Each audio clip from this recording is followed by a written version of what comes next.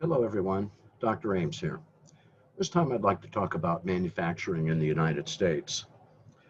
By 1953, after World War II, the United States probably reached its peak of manufacturing employment in terms of jobs and so forth.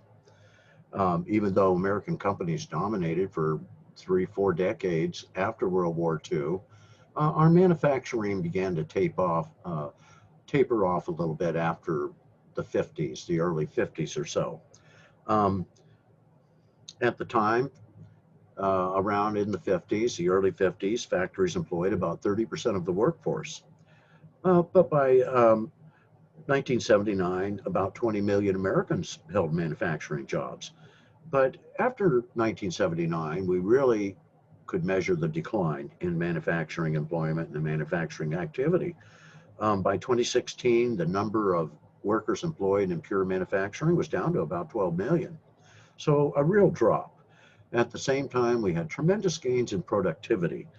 Um, and these productivity gains were due to innovation, uh, new technologies, new processes and ways of doing things, and so forth, and automation. Um, but productivity gains have lowered the number of manufacturing workers that are needed in any given factory as well. So today, the US economy is no longer manufacturing based, like you could certainly argue back before 1979. Um, More than 70% of United States GDP and 80% of United States jobs now come from the service sector. And so the service sector is gaining importance, and it has been for the last couple of decades. Uh, but the service sector certainly has to maintain its efficiency, and it has to maintain its quality of service. Um, so we've had this precipitous drop in the number of U.S. workers employed by factories since 1979. But at the same time, we learned that our own creativity has allowed us to do things more efficiently with fewer people. So it is sort of a double-edged sword.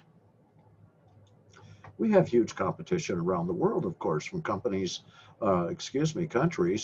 that really are focused on building up their manufacturing base, places like China and India, South Vietnam, Korea, and so forth.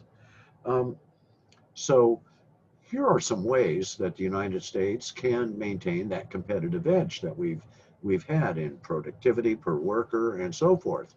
Keep up with the latest techniques, best practices, um, but continue to practice continuous improvement. That means focus and emphasize innovation and creativity. Have an open mind to embrace new technologies and new ways of doing things. Focus on customers. If you want to maintain your market share, if nothing else, focus on pleasing your customers and satisfying their wants and needs. Maintain close relationships with all the other players that you work with, your strategic partners of all types. Certainly, those companies that are essential to your operations and that you need to have smooth relations, and that you become certainly dependent on them. You want to have consistent relationships and so forth. So, you want to make sure that you are doing that.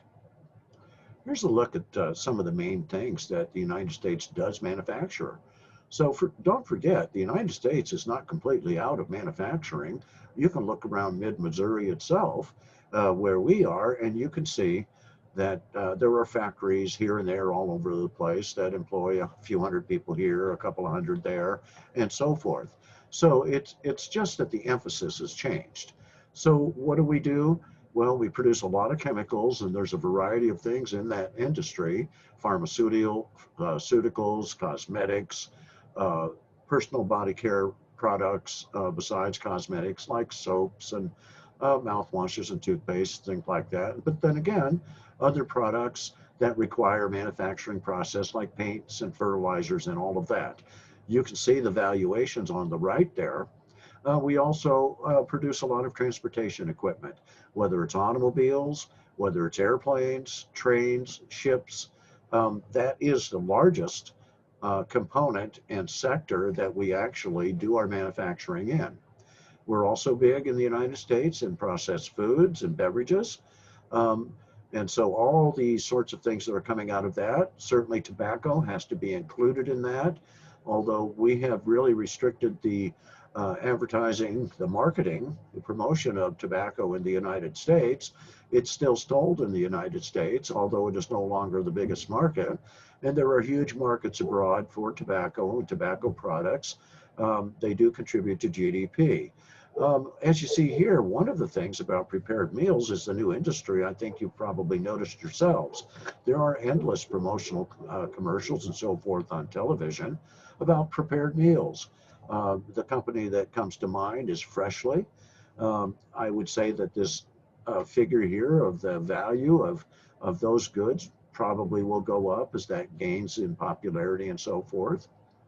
And then we have our final category where we really do make a significant contribution with things that we manufacture, computers and electronics. And so we've got IBM, we've got Apple, and not everything that they make is made abroad. We also have their products and other electronic companies in the US making things here in the United States. So computers, communication equipment of all types. Here are the top 10 manufacturers in the United States. Not necessarily the top 10 companies, how you want to measure it by revenue or so forth, but as manufacturing. So we've got, if we look in the top 5, we've got an energy company, a computer electronic company, 2 automobile producers, and an electrical equipment and other hard appliances sort of company. So that's some pretty solid variety. It all fits. If we look with what we've been discussing already, if we look at the bottom 5, again, another energy company, and then Boeing, which is really another type of vehicle, aerospace vehicles, airplanes, all sorts of defense contracts and defense products and so forth that have to be manufactured. And then, of course, Microsoft and IBM, 2 of the biggest players out there in the world in computers and electronics. So although our manufacturing is only about 20% of the jobs in the country these days, certainly we are big players in some sectors and industries abroad. Okay, folks, that's all I wanted to talk about this time. I'll talk to you again soon.